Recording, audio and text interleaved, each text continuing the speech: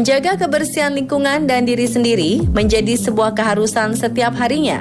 Itulah langkah awal menjaga kesehatan dan benteng utama menangkal segala penyakit yang secara tiba-tiba bisa menyerang tubuh. Apalagi di tengah situasi seperti sekarang ini, kepedulian kita terhadap kebersihan seakan menjadi prioritas utama sekaligus acuan bagi keluarga tercinta untuk memerangi berbagai risiko yang dapat menggerogoti imunitas tubuh akibat serangan kuman dan bakteri jahat.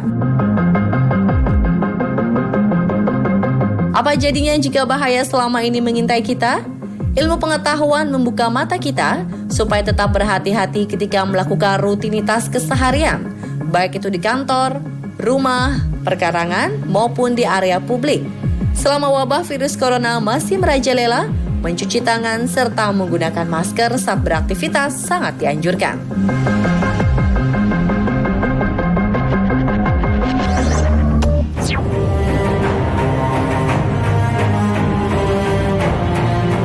Debu, kotoran rumah tangga yang sering kita jumpai membuat penghuni kita tak nyaman. Tapi tahukah Anda jika debu memberikan ancaman melalui partikel kotoran yang berbahaya bagi kesehatan manusia? Kuman dan bakteri dalam debu bisa menimbulkan berbagai penyakit karena virus dapat dengan mudah menempel pada debu. Agar penyakit-penyakit seperti alergi, iritasi mata, batuk, pilek, gangguan pernafasan, dan syaraf tak menyerang antibodi kita, mulailah rutin menjaga kebersihan rumah. Bersama tim Langit Indonesia Channel, kami akan memberikan gambaran betapa mengerikannya serpihan debu lewat sebuah pengamatan melalui bantuan mikroskop. Inilah hasilnya. Tumpukan sampah-sampah super mini mulai tampak.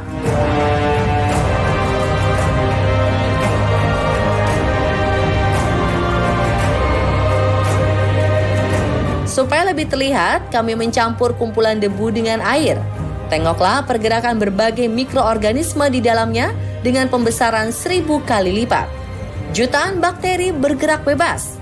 Bagaimana jika seluruh debu itu diteliti lebih lanjut? Sungguh mengerikan.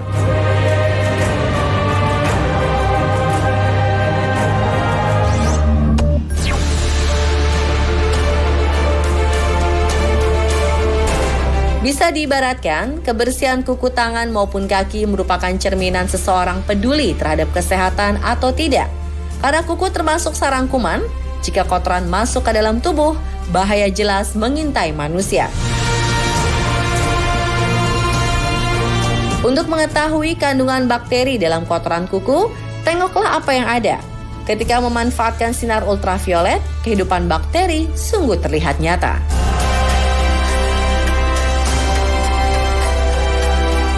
Melalui fakta tersirat, masihkah Anda bermalas-malasan membersihkan kuku secara berkala? Berdasarkan penelitian, kotoran kuku mengandung berbagai kuman jahat, meliputi telur cacing, jamur, hingga kutu air. Kumpulan kuman tersebut dapat berkontribusi terhadap penyebaran infeksi.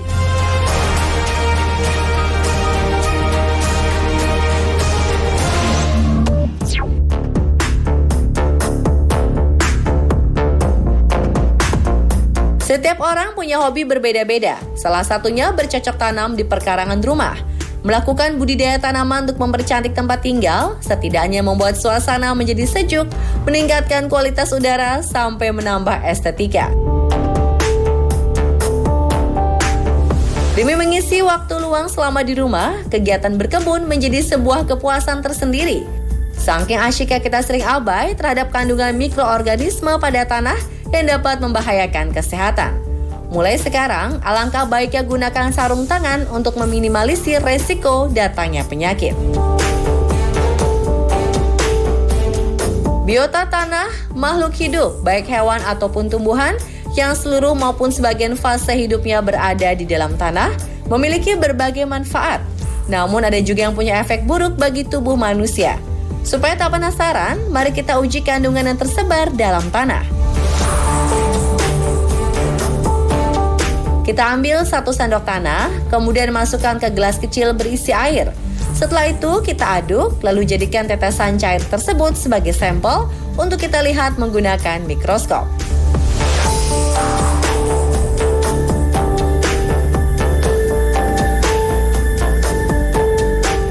bisa menyimak keanekaragaman makhluk hidup hanya dari setetes air tanah. Wajar jika penelitian menyatakan terdapat sekitar 100 juta mikroba dalam setiap gram tanah.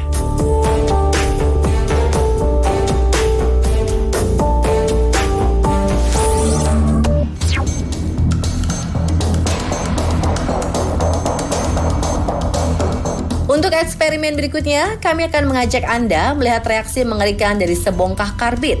Kalsium karbida tergolong senyawa kimia yang bisa kita gunakan untuk mempercepat proses pematangan buah-buahan. Selain itu, reaksi karbid yang diberi air akan memproduksi zat baru bernama asetilen. Nantinya senyawa tersebut dapat menghasilkan panas, kemudian mengubahnya menjadi molekul gas yang diperlukan dalam proses pengelasan. Banyak pula orang memanfaatkan gas karbid sebagai bahan untuk memompa balon. Meski cara ini sangat beresiko, karena jika terkena api, balon tersebut akan menimbulkan ledakan berbahaya. Gumpalan kalsium karbida yang direndam ini terlihat seperti air mendidih dengan suhu mencapai 70 derajat Celcius dan mudah sekali terbakar.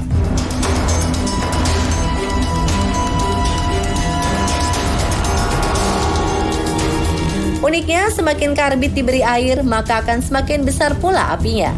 Begitupun sebaliknya, api pada karbid secara otomatis padam ketika tak ada cairan yang menyelimutinya.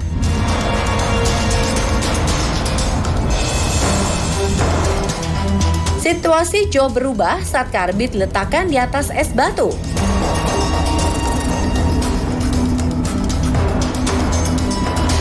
Tetapi bongkahan karbid tetap bisa terbakar secara perlahan, walaupun kali ini api tidak langsung menyambar. Lama-lama api tersebut mati dengan sendirinya.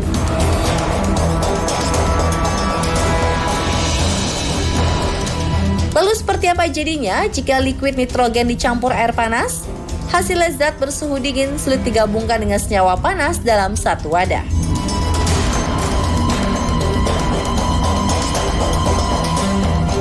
Selanjutnya, karbid akan kita kombinasikan dengan liquid nitrogen.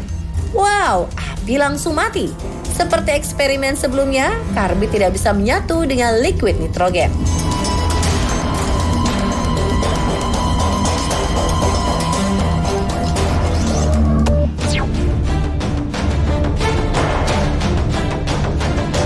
Anda pernah melihat efek yang diakibatkan oleh ikatan karet gelang terhadap buah-buahan?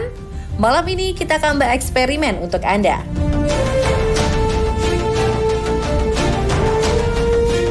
Buah kata vitamin A, B1, B6, dan C ini akan kita uji daya tahannya menghadapi tekanan karet gelang. Satu persatu karet mengelilingi lingkaran tengah melon hingga mencapai 1000 ikatan. Penasaran? Beginilah reaksinya.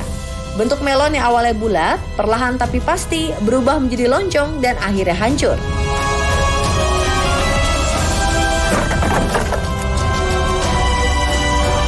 Tekstur kulit melon yang jauh lebih rentan tentu mempunyai daya tahan berbeda dibandingkan kelapa muda. Sama-sama diikat menggunakan 1000 karet gelang, rupa dari kelapa memang mengalami perubahan.